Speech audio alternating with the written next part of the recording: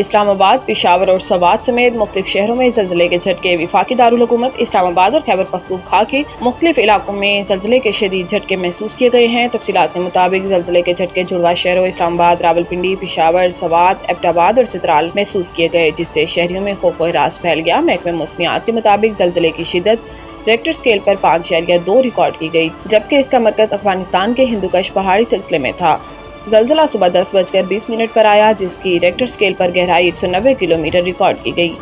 زلزلے کے جھٹکوں کے باعث لوگ گھروں، دفاتر اور دکانوں سے کلمہ طیبہ کا ورد کرتے ہوئے باہر نکل آئے۔ ابتدائی اطلاعات کے مطابق کسی قسم کے جانی یا مالی نقصان کی اطلاعات موصول نہیں ہوئی۔ چین اور بھارت ایک دوسرے کو شراکت دار سمجھے، دشمن یا خطرہ نہیں، چینی وزیر خارجہ۔ غیر ملکی خبر رساں ایجنسی کے مطابق چین کے اعلیٰ سفارتکار پیر کو بھارت پہنچے۔ بھارتی دارالحکومت نئی دہلی میں چینی وزیر خارجہ وانگ ای نے اپنے بھارتی ہم منصب جے شنکر سے ملاقات کی اور توقع ہے کہ وہ اپنے 3 روزہ دورے کے دوران بھارتی وزیر اعظم نریندر مودی سے بھی ملاقات کریں گے۔ چینی وزیر خارجہ وانگ ای نے بھارتی ہم منصب جے شنکر سے گفتگو کرتے ہوئے کہا کہ چین اور بھارت ایک دوسرے کو شراکت دار سمجھے، دشمن یا خطرہ نہیں۔ چین اور بھارت کو درست اسٹریٹجک مفاہمت قائم کرنی چاہیے۔ انہوں نے کہا کہ چین ہم آہنگی، باہمی فائدے کے اصول کو برقرار رکھنے کے لیے تیار ہے۔ دوسری جانب بھارتی وزیر خارجہ جے شنکر نے کہا کہ دونوں ہمسایہ ممالک اپنے تعلقات میں ایک مشکل دور کے بعد آگے بڑھنا چاہتے ہیں۔ ہمیں اختلافات کو تنازعات میں اور مقابلے کو تصادم میں نہیں بدلنا چاہیے۔ 9 مئی مقدمات عدالت کی عمران خان کی اپیلوں پر فریقین کو آج ہی دستاویزات جمع کروانے کی ہدایت۔ سپریم کورٹ میں چیف جسٹس یحییٰ آفریدی کی سربراہی میں 3 رکنی بینچ نے عمران خان کو 9 مئی سے متعلق ضمانت کی اپیلوں پر سماعت کی، جس سلسلے میں وکیل درخواست گزار سلمان صفدر اور اسپیشل پروسیکیوٹر ذوالفقار نقوی عدالت میں پیش ہوئے، جبکہ علیمہ خان بھی عدالت میں موجود تھیں۔ جسٹس یحییٰ آفریدی نے سلمان صفدر سے مکالمہ کیا کہ آپ نے گزشتہ روز دستاویزات جمع کروائے تھے، کل 10:30 تک دستاویزات کو دیکھ لیتے ہیں، ہمیں بھی تو دستاویزات کو پڑھنا ہے نا۔ چیف جسٹس نے کہا کہ آپ نے خود دستاویزات جمع کروائے ہیں، میں ان کو دیکھ نہیں سکا۔ ایسا کرتے ہیں کہ کیس کی سماعت کل 11:30 بجے تک ملتوی کر دیتے ہیں۔ وکیل سلمان صفدر نے کہا کہ چند فیصلوں کے حوالے سے دستاویزات جمع کروائے ہیں۔ جسٹس یحییٰ آفریدی نے کہا کہ جس فریق نے کوئی بھی دستاویزات جمع کرانے ہیں آج کرا دے۔ پروسیکیوشن بھی ملزم کو جمع دستاویزات کا جائزہ لے لیں۔ بعد ازاں عدالت نے اپیلوں پر سماعت کل تک ملتوی کر دی۔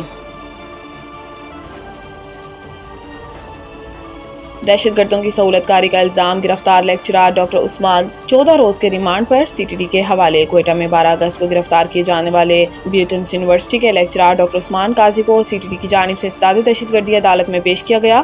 عدالت نے ڈاکٹر عثمان قاضی کا 14 روزہ جسمانی ریمانڈ منظور کر لیا۔ بیوٹنس یونیورسٹی کے لیکچرار ڈاکٹر عثمان قاضی کو قلعہ تنظیم کے لیے سہولت کاری کے الزام میں 12 اگست کو ان کے گھر سے گرفتار کیا گیا۔ ڈاکٹر عثمان قاضی نے ویڈیو بیان میں دہشت گردی کے متعدد واقعات میں قلعہ تنظیم کی سہولت کاری کا اعتراف بھی کیا ہے۔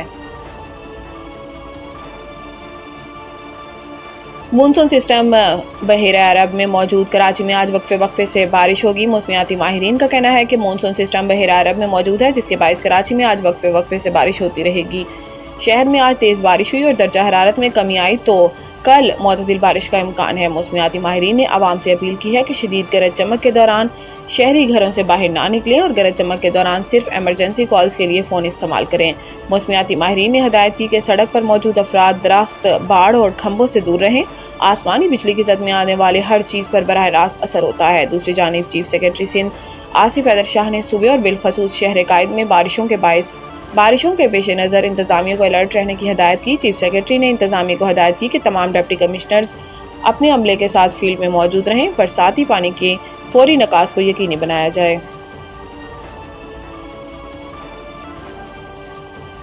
سینٹرل کانٹریکٹ کا اعلان، کوئی کھلاڑی اے کیٹیگری کا اہل نہ ہونے سے کیٹیگری ختم، بابر اور رضوان کی بھی تنزلی۔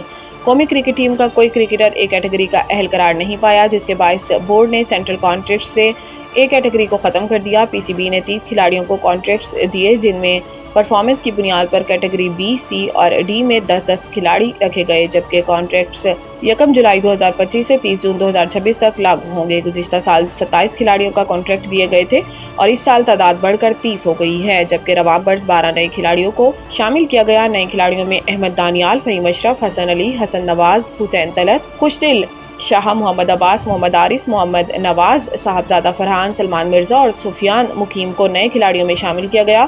9 کھلاڑی اپنی سابقہ کیٹیگری برقرار رکھنے میں کامیاب ہوئے، جبکہ 8 کھلاڑی کانٹریکٹ حاصل کرنے میں ناکام رہے۔ رواں برس سے کیٹیگری میں کسی کھلاڑی کو شامل نہیں کیا گیا، اسی لیے یہ کیٹیگری فی الحال ختم کر دی گئی۔ گزشتہ برس ایک کیٹیگری میں بابر اعظم اور محمد رضوان کو شامل کیا گیا تھا۔